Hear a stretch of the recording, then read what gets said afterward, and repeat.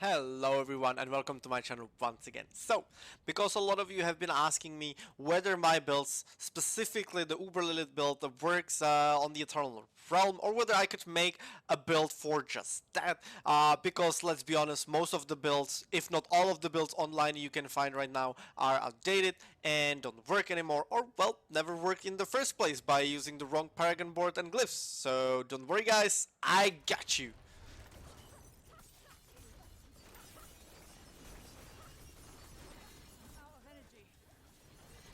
Do do do do do do do.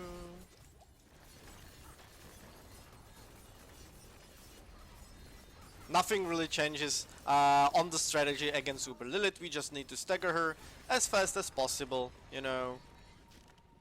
Get her into the other phase. We don't want to play the phase. We want to skip it. So this is how you do it. I'm actually using Cold Imbue here because it helps with the stagger quite a lot. We are because we do not have any of the Malignant Hearts that helps us with stagger previously, that do like slow or knockdown, etc. So this is what we need to do.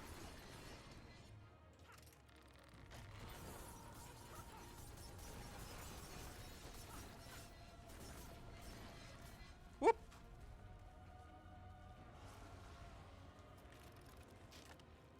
We just play the platforms now. Because we didn't proc bursting venoms, this is how we gotta do it.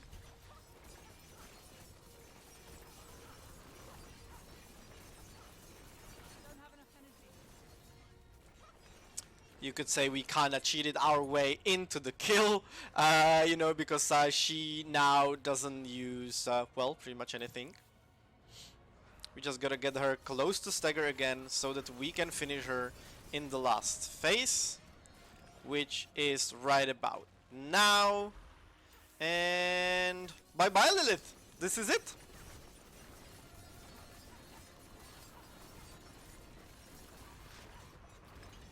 It is that easy with my build, even on the Eternal Realm. It's actually a modification of my PvP board, a board that has over 600 poison damage, 250 vulnerable damage, etc. In the Reds calculator that you can use, it reaches almost 60,000 poison damage tick, making it one of the highest, if not the highest hitting builds in the whole world. So yeah, just to show you what items we are using right now, and just to show you how incredibly unoptimized my build is. You can literally, if you put it in the calculator, you can literally do almost twice as much damage as I do by having the right items that I unfortunately do not have. And obviously you can use this on the seasonal realm as well. By using the Malignant Hearts, you will do so much damage that, like, if you see damage under 200 million, there's a lot of builds that are like 50 million damage per poison tick, 100, 150 or something. I'm telling you, if you do under 200 million with this build that's completely focused on the highest damage in the world, you will be like, God damn it, bro, why is my damage so low today? Yeah, that's how strong this is. Anyway, let's get right into it. So, for your helmet, what you want is cooldown reduction, max life, 4 ranks of poison imbuement, and basic skill attack speed with noxious eyes as your aspect. Basic skill attack speed is very, very important here because it helps us proc our bursting venoms.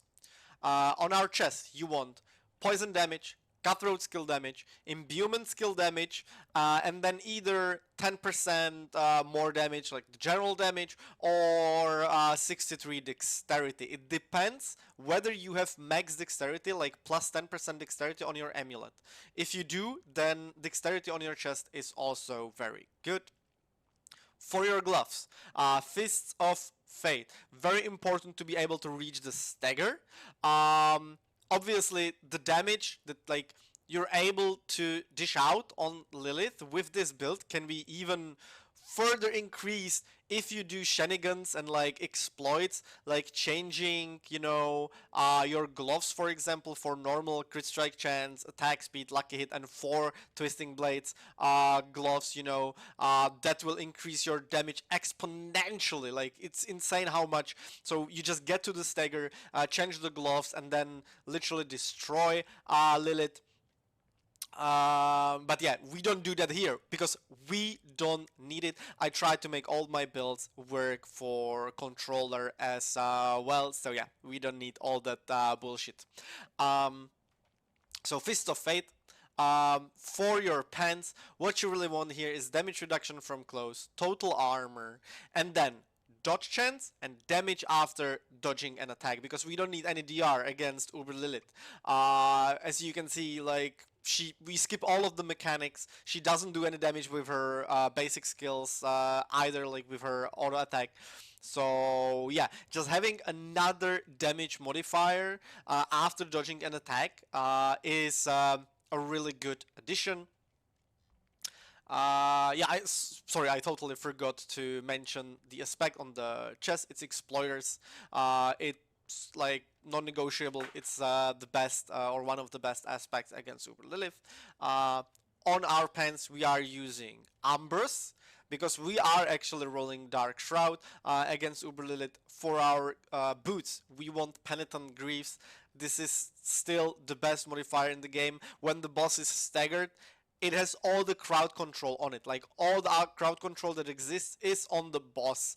So Penitent Greaves are super important.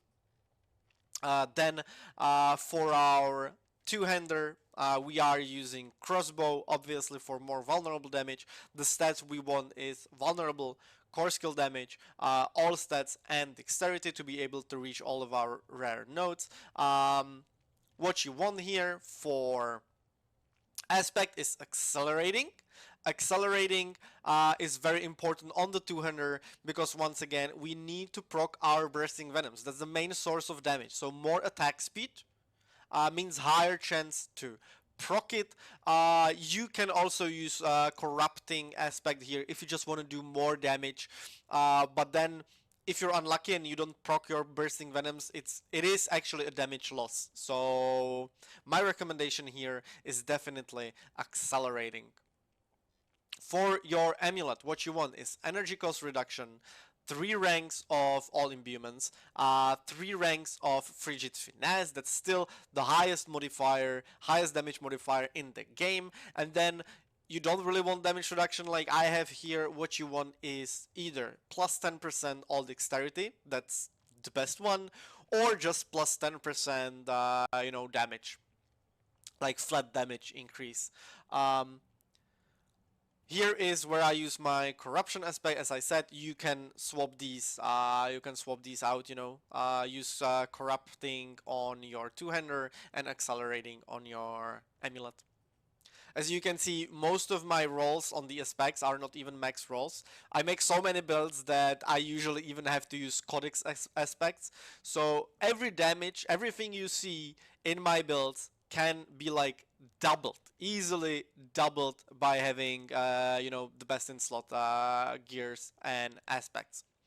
For your rings, you want, on both of the rings, you want vulnerable damage, poison damage, crit strike chance, and lucky hit chance. Unfortunately, I do not have that, so we are losing an insane amount of poison damage here as well. More than 50% poison damage loss on our rings.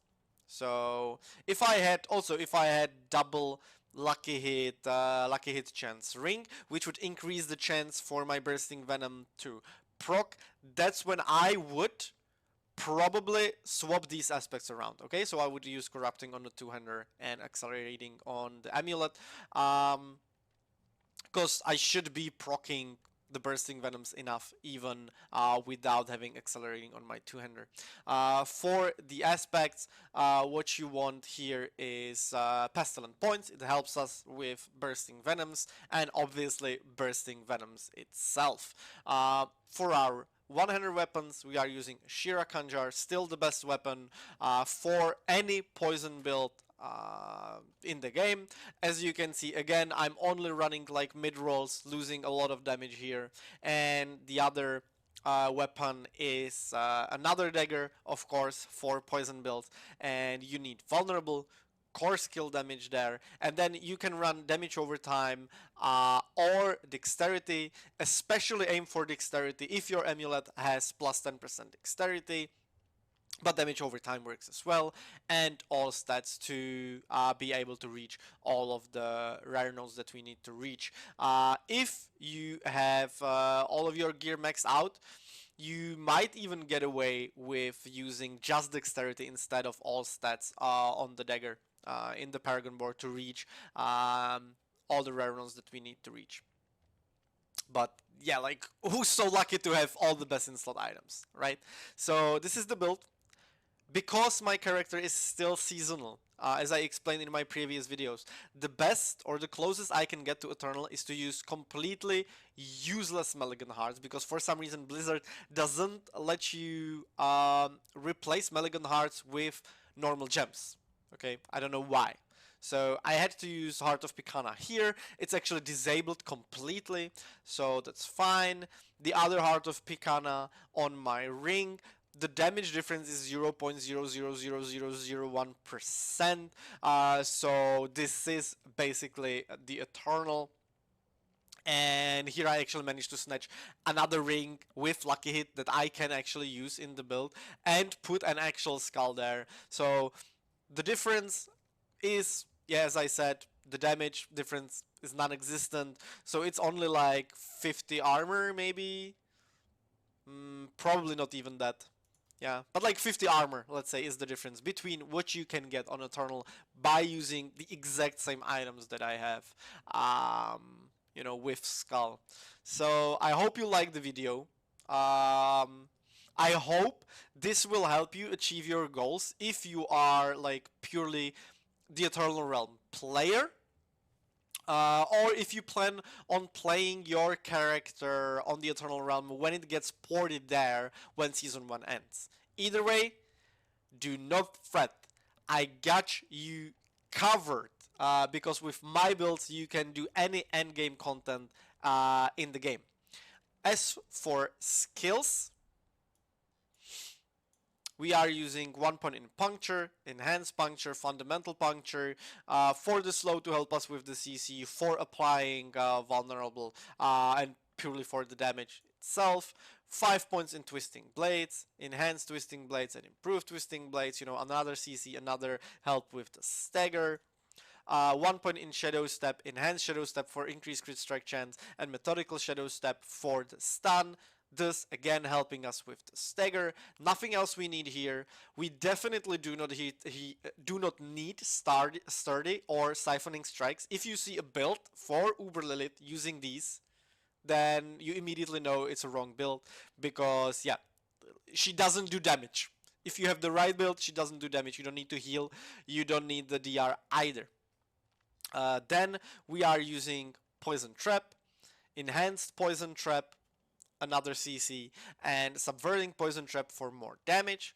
3 points into Exploit, 3 points in Malice, 1 point in Dark Shroud. Yes, we are using Dark Shroud and Umbrous Aspect, as I explained before. That's why we don't need any more DR. We don't need any more defensives. Like, Dark Shroud is enough. Enhanced Dark Shroud and countering Dark Shroud, because you know, we want damage. Damage. So this is defensive and offensive spell in one ability that we don't even have to use on our action bar. So this is extremely valuable. And crit strike chance, you know, bursting venom procs off of crit strikes with your poison imbued spells or skills. So this is extremely important to have. Then we go for 3 points in precision imbuement, another crit strike chance. We need as much as possible. Then all of the points we can get 5 points in poison imbuement, enhanced poison imbuement, blended poison imbuement, 3 points in frigid finesse, as I said, best damage modifier in the game, and then 1 point in Cold Imbuement, enhanced Cold Imbuement, and blended Cold Imbuement, because this helps out tremendously with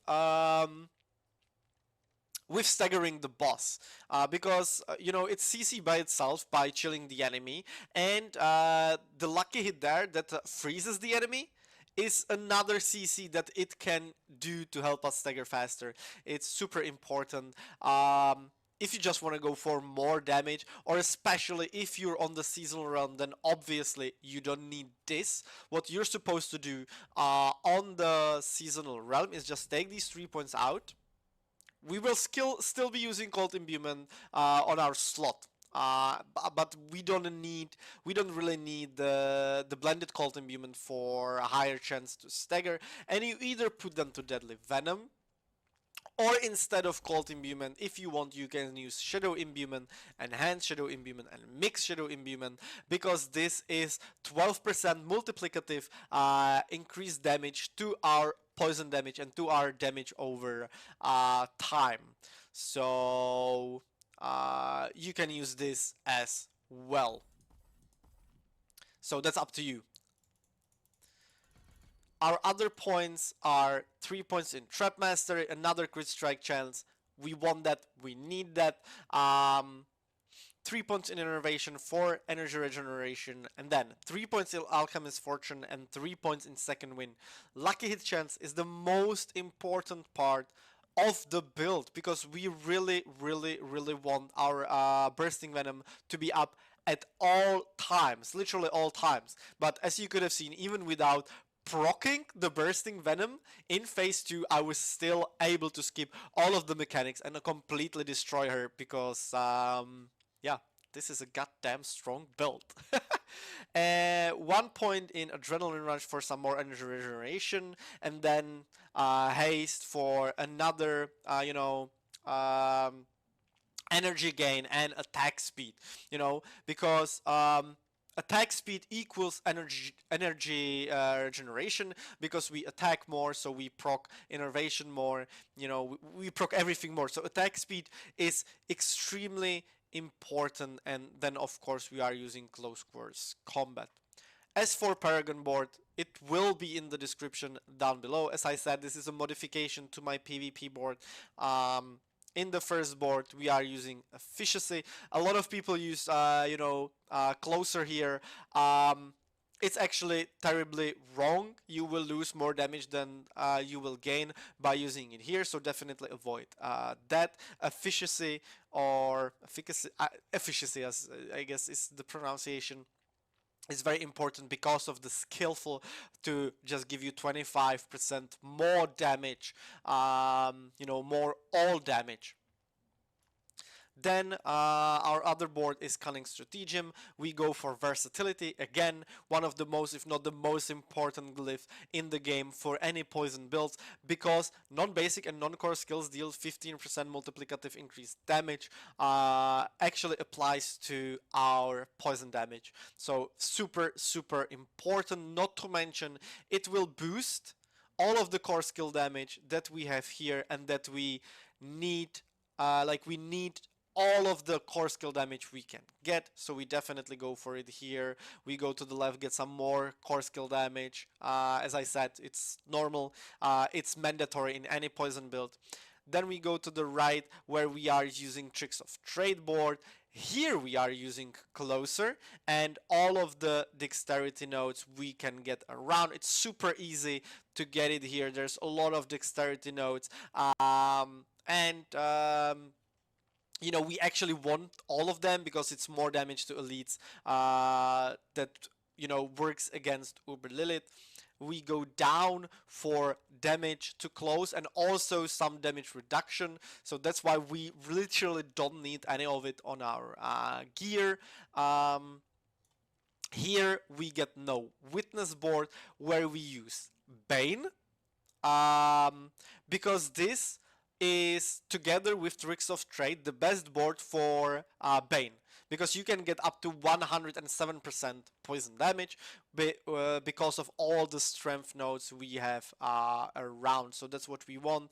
More damage, you know, in general, some survivability. So that's also pretty nice. Here we are using Exploit. Weakness, again, going for all of the damage we can get, including the legendary node here. We are using Kenny. Again, this is one of the best boards you can use for Kenny, because again, you want to use every intelligence, you know, node around to be able to reach 97% increase to non-physical damage, which increase our poison damage. Plus, obviously, again, the non-physical damage increases the all non-physical damage an enemy takes from you up to 10% multiplicative damage. So again, non-negotiable, one of the strongest, if not the strongest, glyph in the game for poison builds.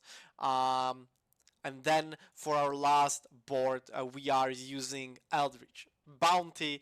Obviously, it increases our poison damage even further. Here we are using Control.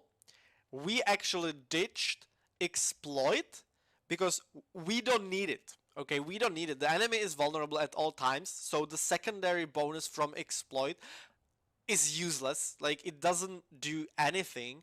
And the flat damage to crowd controlled enemies with the 20% multiplicative modifier to stunned or frozen enemies, which is what the Lilith is in the stagger, is way stronger and way more damage than using Exploit. Okay, so yeah, glyphs and the Paragon board matters. Like, you can literally, with the same skills and same gear, do 400% more damage if you just min-max your Paragon board. And, well, I did that for you, so you can just copy that. Also, we save the points by not using Exploit, that we can put in all of the non-physical, you know, nodes that we have around, making our poison damage extremely high. It's 476% for me at the moment. It would be 50% more if we had the right rings. You know, we have almost 70% damage with poisoning, 200% damage with core, over 100% damage with cutthroat, you know, damage with imbuement 58%. We have, you know, 230% vulnerable damage, 125 all damage, damage versus elites, damage versus... We got it all. This is literally the highest damage profile that exists, you know. So there you have it. It was a bit longer video because I combined the kill with, you know, with the guide. So hopefully you got all the way to the end to actually be able to use the guide. Hopefully I explained everything so that you understand my choices and why a lot of the other choices are simply wrong, or like, you know, that you understand what you should avoid right now when making a poison build. So unless Season 2 changes things, like literally a lot,